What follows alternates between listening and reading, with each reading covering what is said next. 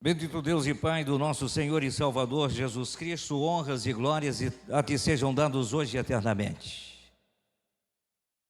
Queremos ouvir a Tua voz, queremos sentir o guiar de Deus constante, pleno, permanente nas nossas vidas e a ação do Teu Espírito nos ensinando a sermos de acordo com a Tua vontade. Devemos viver uma vida cristã segundo os padrões divinos, neste século absurdamente difícil, mas grandes e maravilhosas coisas tem feito o Senhor por nós. Por isso nos alegramos no Senhor e na força do Teu poder. Fala conosco nessa nova jornada de oração, clamores do coração da Tua igreja.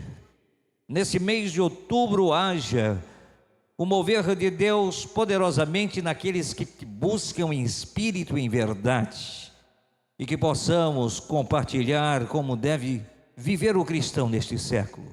E tendo esta visão plena e consciente, saiamos do comodismo, daquilo que é área de conforto, para um sacrifício real, uma vida elibada, uma vida transformada, regenerada, ungida no poder do Teu Espírito. Continua falando conosco e recebendo a nossa gratidão, as nossas orações.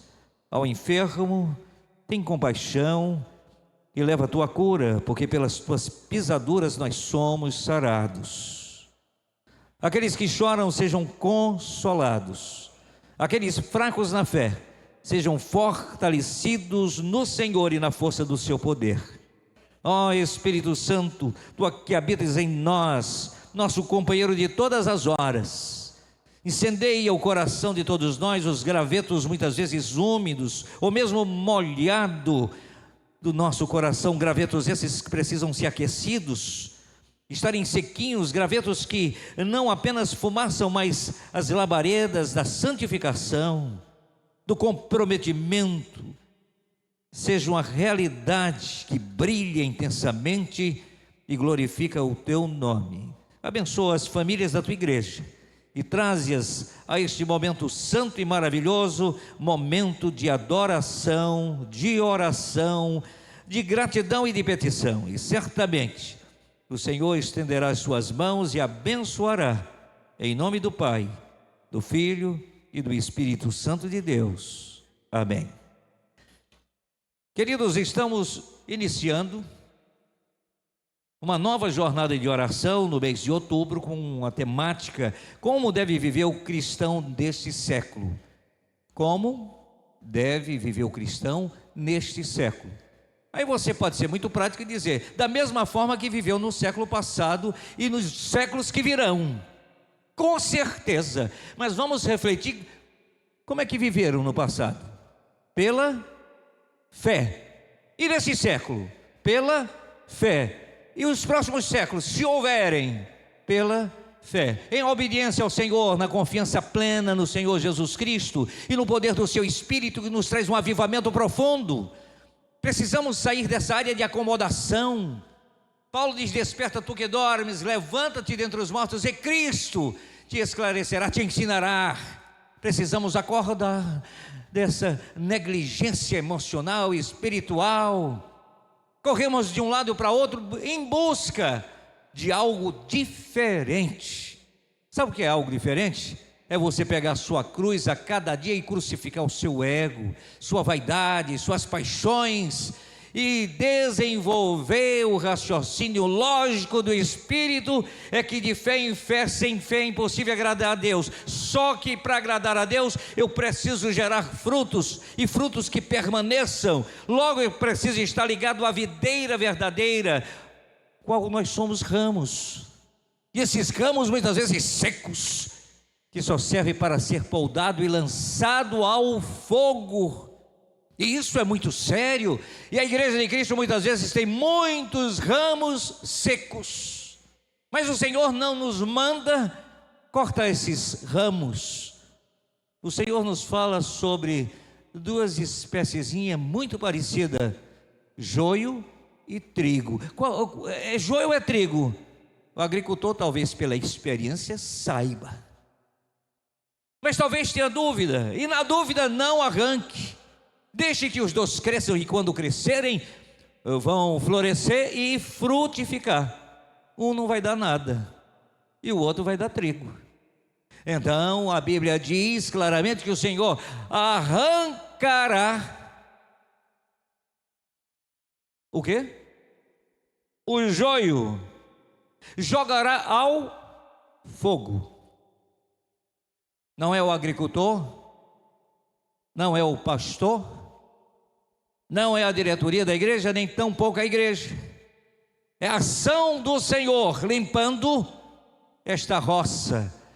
Para que essa videira seja frutífera, tem que ser podado esses ramos.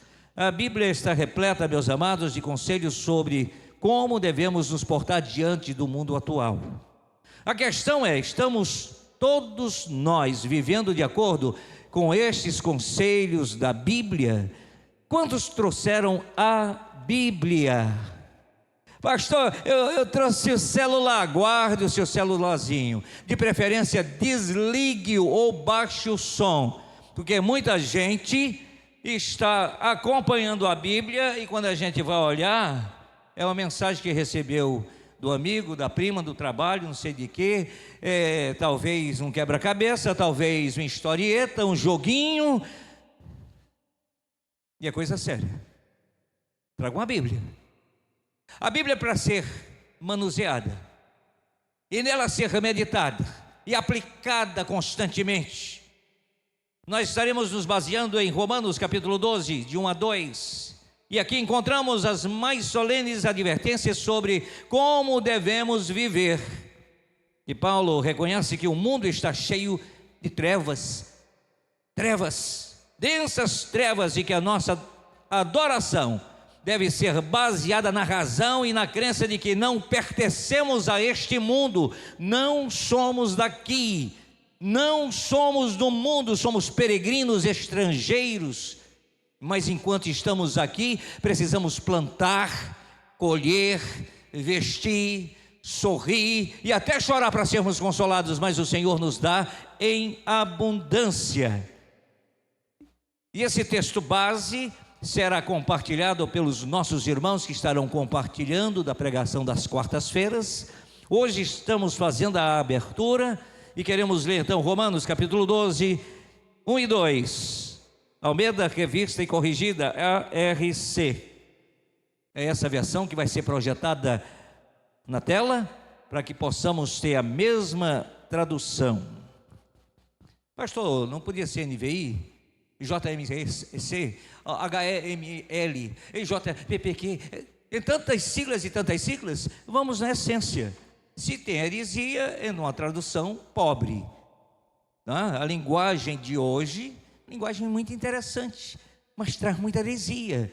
Doutrinariamente, deixa a desejar, deixa as lacunas. Então, não vamos entrar, que aí é aula para seminário. Nos diz assim o texto sagrado, Romanos 12: rogo-vos, pois, irmãos, pela compaixão de Deus, rogo-vos, rogar é uma petição mais intensa. Eu peço pelo amor de Deus, meus irmãos, aquele coração que está quebrado, meio aflito. Paulo estava dizendo isso: rogo-vos, pois, irmãos, pela compaixão de quem? De Deus. É o Senhor das compaixões, de Deus de toda misericórdia, que apresenteis o vosso corpo em sacrifício vivo. Apresente o corpo de vocês em sacrifício vivo. Ninguém quer se sacrificar pelo Evangelho, levar a coisa séria. O negócio é sombra e água fresca. E Paulo é muito claro: apresenteis o vosso corpo em sacrifício vivo. Segundo, santo. Terceiro, agradável a Deus, que é o vosso culto racional. E o culto racional nós fazemos nas quatro paredes aqui, um culto inteligente, espiritual certamente, mas um culto bem programado. Nós cultuamos a Deus 24 horas. E na realidade não cultuamos tudo isso não, é que as horazinhas de dormir a gente dorme e nem sabe o que é que está acontecendo. O Senhor está trabalhando por nós, ao nosso favor. Mas enquanto estamos acordados, deve ser uma celebração da minha vida e do meu coração. Quando eu abro os olhos, o coração não está batendo? Deitado também está, só que está batendo e eu estou me movimentando. E eu estou me movimentando dando glória a Deus. Eu caí, glória a Deus, porque poderia ser um acidente, mas eu ter perdido, era a perna, o braço, a vida, em tudo da graça, eu agradeço ao Senhor. E vai glorificando o culto racional inteligente, cultua a Deus, agradeça a Deus, tá? Então, como deve ser o cristão nesse século? É o que nós queremos compartilhar com os irmãos, na noite desse dia, e prometo que até meia-noite eu vou hoje, e quem cochilar, eu jogo a Bíblia para ver se desperta. A Bíblia assina a palavra, verbalizando para que os irmãos não cochilem. O apóstolo Paulo destaca os motivos pelos quais devemos ficar atentos. E a pergunta é, a primeira pergunta, escutem: o que devemos ser nesses tempos difíceis? O que é que devemos ser? Como deve ser o cristão neste século? E a pergunta é, o que devemos ser como cristãos nesse século? Devemos ser um sacrifício, não para alguém, mas nos sacrificar em prol do Senhor ou de alguém. Nós tivemos ontem um aniversário que aquele pai formou 3 filhas. O pastor Fernando estava lá com a Dina, caminhoneiro. E as meninas formadas, não sei se todas de medicina, 2 de medicina, a outra eu não sei. Enfermagem, tudo na área de saúde. Então veja bem, é um investimento altíssimo. Ah não, mas fez federal. E não gasta não, medicina gasta em qualquer lugar, na particular ou não. Mas olha, o investimento de um caminhoneiro, trabalhar dioturnamente. Aquele homem disse, pastor, viajava, voltava, chegava lá, saia de madrugada, já chegava em casa de madrugada, não sei quantos quilômetros. E eu digo, e aí? Como é que ficava aí a saúde e o sono? Tinha hora que eu precisava meter gelo na cara, água gelada para despertar e dizer, meu Deus, me ajuda. E o homem nem cristão não era. E lutou porque tinha um compromisso, sacrifício em prol dos seus. Sacrifício que fazia sua esposa em ficar com as 3 meninas em casa para dar conta das filhas, da comida, dos negócios. Quer dizer, sacrifício da família, se sacrificaram. Sacrifício daquelas meninas que estudaram, queimaram as orelhas, pestanas e tudo. Não, poderia dar dando uma voltinha, umas viagenzinhas com os amigos na beira da praia. Nada contra a praia, mas o objetivo, estudo. Estudo para melhorar de vida, para ter um patamar melhor e dar uma condição na velhice para o pai e para a mãe. Focaram nisso e conquistaram. E aquele homem ali feliz, ouvindo declaração das filhas e da esposa, de carinho e de amor, o maior pagamento que ele recebeu, a alegria dele, chega, ficou vermelho, de alegria, contentamento, sacrifício. Vida cristã não é diferente, precisamos ser um sacrifício vivo, estarmos nos sacrificando, dizendo não às paixões da carne, não à avareza, não à fofoca, não às coisas do mundo, mas sim às coisas de Deus. Certo pregador diz que o problema de ser um sacrifício vivo é que ele pode fugir do altar. Vamos ver se a gente raciocina e entende o que eu quis dizer. Aqui é o altar do sacrifício, e o sacrifício é vivo.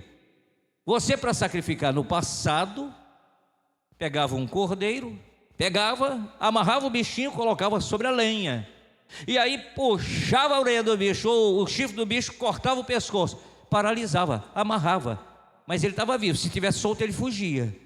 O ser humano cristão, ele é escravo, diz Paulo, escravo livre. A carta de alforria já foi dada. Você quer servir a Deus? Quer não. Então boa viagem, cidadão. Você não é obrigado a servir a Jesus, mas se servir, sirva dando o seu melhor, a essência divina que está no seu coração. Sacrifício é dizer não para o mundo e não fugir de Deus na hora do sacrifício. Mas nós estamos fugindo muitas vezes do sacrifício. E não estamos sendo ovelhas, não, estamos sendo bode. Porque quando se aponta assim para um bode, ele fica assim, olha para um lado, para o outro, e ele quer correr. Eu tive o privilégio de conhecer um aprisco em São Luís, irmão João, um aprisco, feito um tablado de madeira, uma escadinha aqui, eles sobem e ficam naquele assoalho. A ovelha não dorme jogada no chão, em área suja, é exigente, precisa ser bem cuidado. Bode não, dá o jeito dele, se vira. Mas nós não temos bodes na igreja, temos ovelhas, que devem ser cuidadas pelo Espírito de Deus, pelo Senhor, e através dos ministérios, dos ministros de Deus, dos servos do Senhor, vamos apacentando segundo a vontade de Deus. O problema de ser sacrifício vivo é que muitas vezes o sacrifício foge. Você tem fugido? Ou você tem enfrentado? Você tem dito não às coisas do mundo para viver dizendo sim para Deus? A recomendação de Paulo é que nos apresentemos a Deus de forma voluntária. Há um adágio que diz: se não vem pelo amor, vem pela dor. E tem gente que nem pela dor vem. Em uma família tem 4, 5 pessoas. Lá em casa éramos 4. Meu pai olhava assim, ó, cara feia para meu irmão, mais velho, né? Saía caladinho, num dia dizia um ai. Ele sabia qual era a regra. Aí veio o segundo filho, enferrujado. Que foi, papai? O senhor está doente? Você está com graça comigo, cabra? Ou seja, ainda questionava, brincava com coisa séria. E de vez em quando eu entrava no coro. Mas tem filho que nem entrando no coro, levando umas lapadas, uma correção, não se corrige. O meu irmão caçula, um gênio muito forte, aquele galego d'água doce, parecia um alemão, continua aparecendo. Alemãozão, não tem nem cabelo hoje, de tão loirinho que era, ficou careca. Eu digo, aí, eu acho que foi, né? Castigo de Deus, que arrancou os cabelos. Camarada, papai chamava ele, falava com ele, e ele encarava papai, e papai dizia: você errou por isso, assim, por isso vai apanhar, pode bater. Como é? Pode bater. E papai vadiava o cinto, em 5 ou 6 lapadas, e o cabo ficava roxo, ficava lapeado, mas não chorava. Eu digo, rapaz, quando papai levantar o cinto, e já sai chorando, mas ele não disfarçava. Assim está a cristandade, pode estar levando lapada. Pandemia foi uma das lapadas grandes para o mundo inteiro. Desperta tu que dorme. Não despertaram, mas para o mal. Correram para os braços de Jesus? Ao contrário, os chamados cristãos dentro de igreja, de 4 paredes, correram tudo para o mundo. O mundo vai acabar e eu não vou aproveitar. Deveria aproveitar que ainda está vivo, para adorar e bendizer o nome do Senhor. Fugiram, apostataram da fé. É uma tristeza. Ser um sacrifício é um ato de obediência e de crescimento espiritual. Ato de obediência e crescimento espiritual. Nós temos obedecido a Deus tudo que Ele manda? Tem umas coisas que eu obedeço, outras não. O Senhor estava com tanta vontade de comprar essa mesa, mas eu fiquei apaixonado, eu compro essa mesa. O senhor concorda? Não é se o senhor concorda não, é consultar ele primeiro se devo ou não. Você já está dando o veredito final, você quer a mesa. E o Senhor muitas vezes permite, o Senhor fica em silêncio. Você não veio me consultar, você veio me comunicar. Eu já lhe ouvi. E o Senhor silencia. E quando eu levo a mesa até ali, caiu o tampo, quebrou, cortou minha perna, e o prejuízo, não devia ser essa mesa, foi caro, agora estou com a dívida. Enfim, nós temos prejuízos tremendos, imensos, quando isso não acontece. Crescimento espiritual e desobediência. Nós não crescemos o que deveríamos crescer. Será que continuamos submissos à vontade de Deus? Que respeito temos à autoridade eclesiástica? Quando eu digo autoridade, não é que eu seja o maioral, mas sou responsável e os demais pastores por cada vida aqui presente, por orar por vocês, aconselhar, apacentar, exortar em amor. E nós prestaremos contas a Deus de cada um de vocês. Mas estamos vivendo em um século que o respeito à autoridade eclesiástica já não mais existe. Críticas tremendas, descaso. Não, eu tinha um problema, mas eu não contei porque eu não gosto de lhe incomodar. E aí a gente muitas vezes deixa de ser pastor para ser bombeiro. Uau, lá vai o carro de bombeiro para apagar fogo.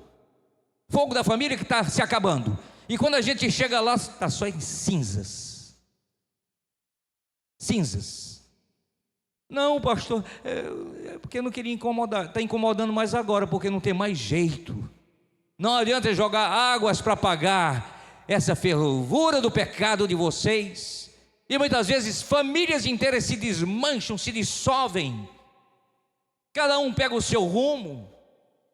Isso é uma tristeza, isso é uma facada no coração de um pastor. Isso desfalece a nossa alma. Então, num século presente, nós precisamos de pessoas, sim, que sejam obedientes e tenham o crescimento espiritual. É um exercício da vontade e que requer firme decisão no sentido de alcançar o objetivo, glorificar o nome do Senhor. Eu estou sendo obediente por causa de Deus, eu estou amando por causa do Senhor. Se eu amo é porque Ele me amou primeiro, me ensinou, e eu preciso amar, preciso perdoar, preciso me reconciliar. Aquele que me machucou, eu tenho que liberar perdão. Mas até na vida do pastor, claro. Se você tem problema com alguém, meu irmão, você tem que resolver com ele.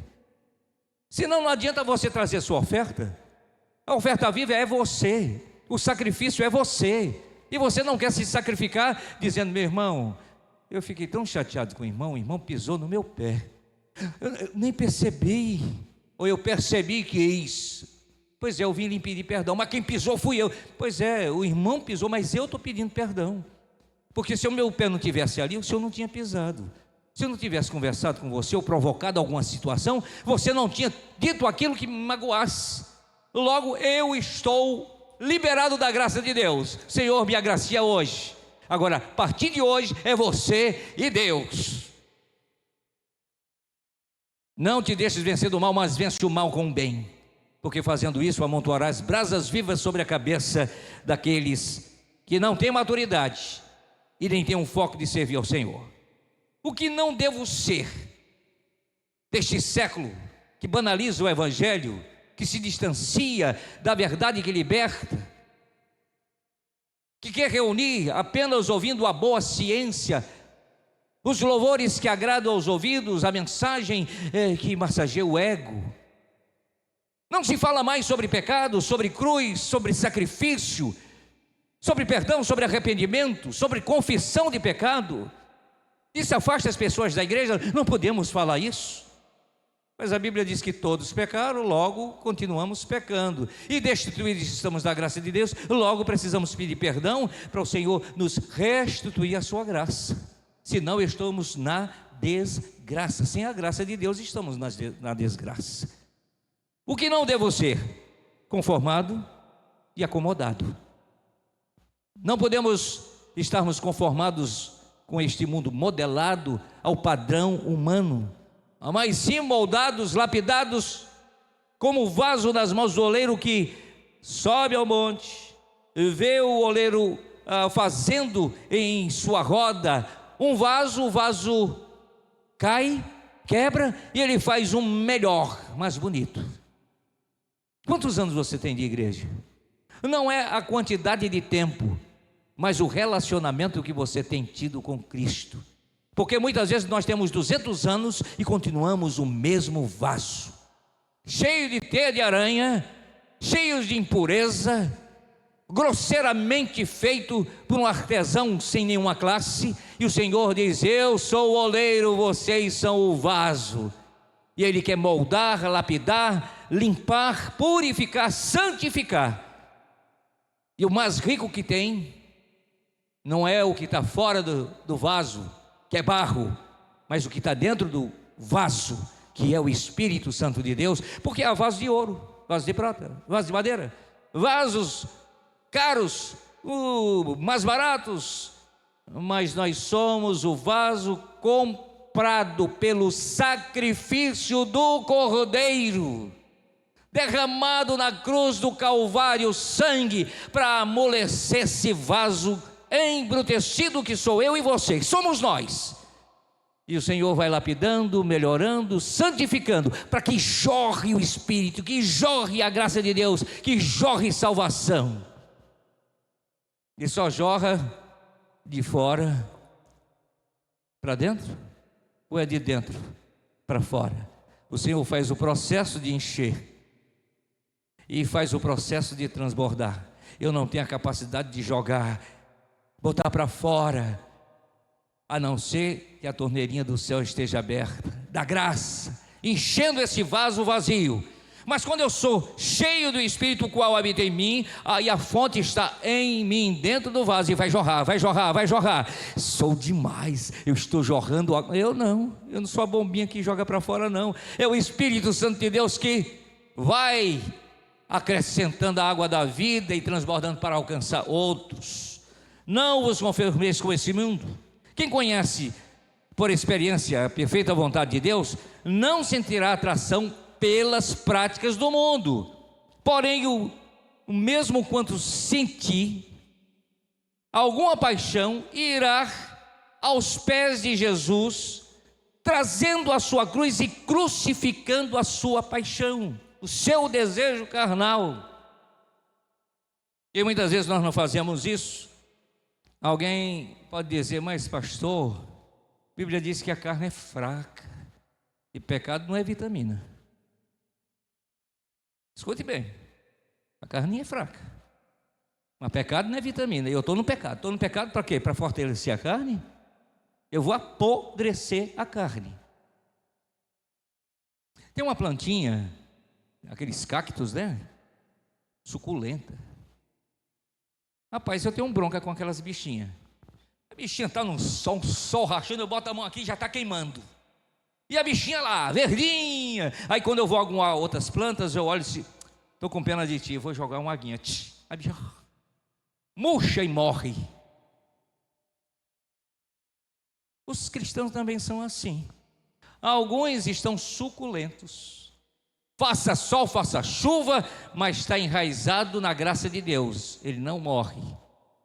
Mas quando ele diz: rapaz, eu podia estar com a aguinha refrescando. Para que tanto problema? Tantas provações, tantas doenças. Eu sou um cristão, eu não mereço isso. De fato, nós não temos merecimento de nada, nem de salvação, nem de vida. O nosso merecimento, o que nós merecemos, é morte eterna, condenação eterna. Mas Deus, com seu tão grande amor que nos amou, enviou Jesus para nos comprar e sermos propriedade exclusiva dele. E quando passamos a ser deles, passamos a ser valiosos. Então, meu irmão, faça chuva, faça sol, continue suculento da graça de Deus.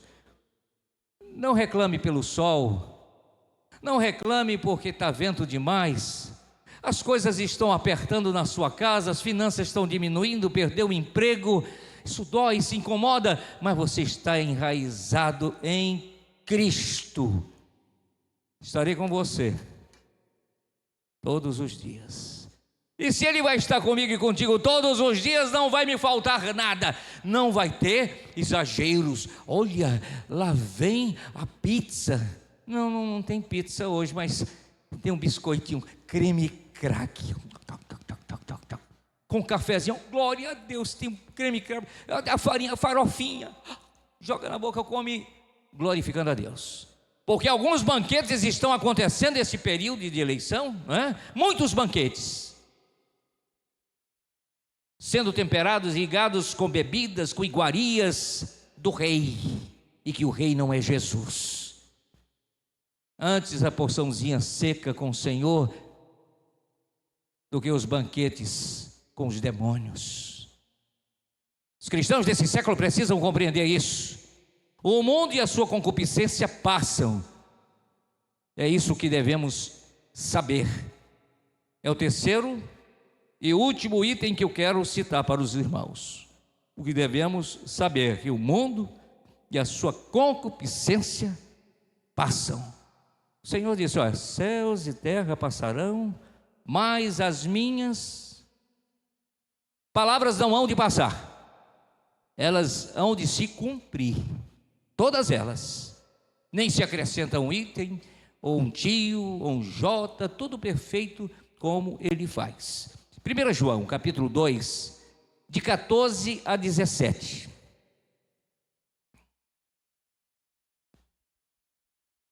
A mesma versão. João, carinhosamente, ele se dirige a cada um de nós, inclusive do nosso século, nem sabia que isso ia acontecer, ia chegar às Escrituras e o poder da palavra, e ele diz para os seus na sua época: eu vos escrevi paz, porque já conhecestes aquele que é desde o princípio. Eu vos escrevi, jovens, porque sois fortes, e a palavra de Deus está em vós, e já vencestes o maligno. Vamos sustentar o verso 14. Eu vos escrevi paz. Ele está falando de que paz?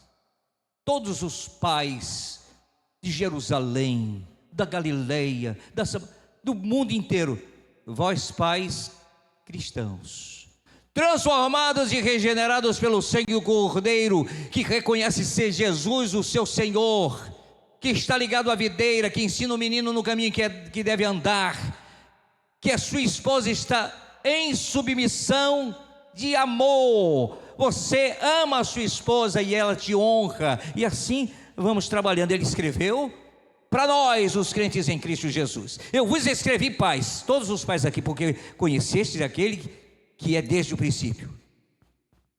Quantos aqui conhecem aquele que é, que foi, que é e será desde o princípio?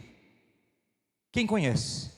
Conhecimento do toque do Senhor, de estar trabalhando os seus filhos, sentir o mover da graça de Deus. Nós conhecemos, nós já sentimos, nós já ouvimos a sua voz. Eu vos escrevi, jovens, porque sois fortes. E aqui nós temos uma porção de velhos, maduros. Passou dos 70 é canseiro e enfado. Não pense outra coisa. Não, eu vou malhar na academia. Lá na academia você vai ser todo empenado. Vai sofrer. Porque passou dos 70 é canseiro e enfado. É bíblico e se cumpre. Não, mas tem aquele todo canseira e enfado. Quando diz que os jovens são fortes, é porque tem saúde, tem vigor. E aqueles jovens que têm saúde e vigor, inclusive espiritual, conhecendo Jesus e fazendo a sua vontade, ninguém segura um homem, uma mulher, um jovem, um rapaz, uma moça. Vai para a universidade, vai ser missionário, é missionário, vai ser testemunha de Deus. O professor vai fazer heresia, falar besteira, não precisa ele debater não. Vai ser automático ele fazer assim, o professor de olho nele. O que é? Está contestando alguma coisa? Não, professor, o senhor é um homem que conhece a ciência.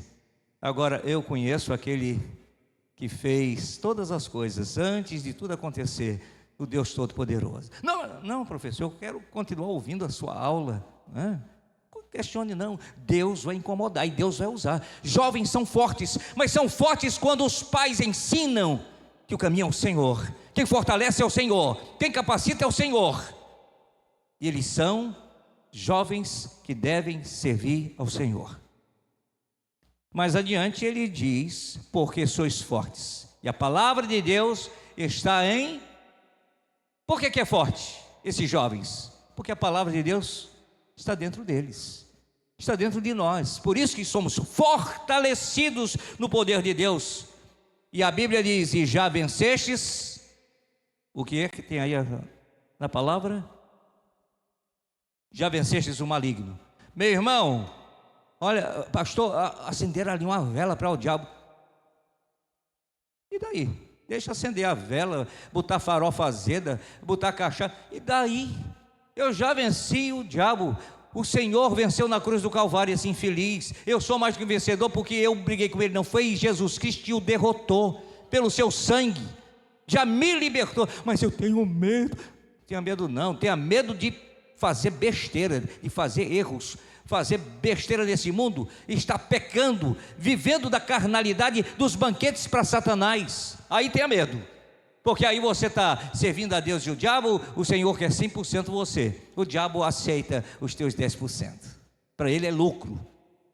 Então o Senhor já te deu a vitória, já deu vitória à sua igreja. Não ameis o mundo, não ameis o mundo, nem os que no mundo há. Se alguém ama o mundo, o amor do Pai não está nele.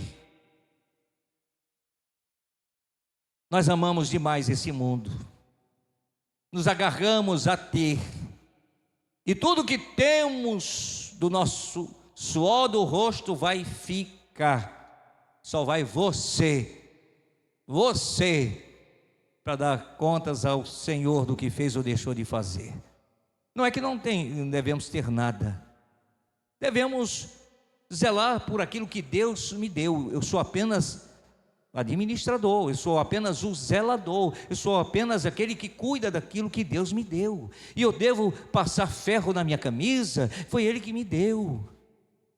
Eu preciso passar uma cerinha no sapato, foi Ele que me deu, vou zelar, porque foi dinheiro sagrado, santo que o Senhor me deu. Esse dinheiro não é do mundo, Ele santificou para comprar a roupa do servo do Senhor, o alimento para a família dos servos do Senhor, para viver num carrinho, se o Senhor assim quer, senão eu vou andar a pé glorificando a Deus. Não ameis o mundo, não ameis o mundo. Estamos grudados no mundo, nas paixões do mundo. O meu ídolo é fulano de tal, o meu santo de Israel está sendo substituído. Verso 16: porque tudo que há no mundo, a concupiscência da carne, paixões da carne, desejos da carne. Alguém está morto aí? Se não está morto, você tem desejo, concupiscência, vontade de coisas que não deve. Algum diabético aqui? Diabetes, quem tem diabetes? Diabetes. Tem uns que tem vontade de açúcar, de um docinho.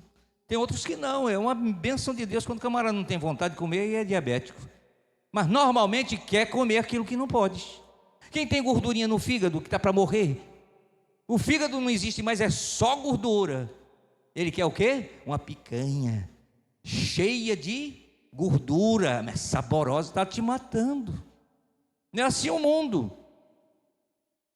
Tudo que há no mundo, a concupiscência da carne, a concupiscência dos olhos, cuidado com os olhos, homens e mulheres, a soberba da vida, não é do Pai, mas do mundo.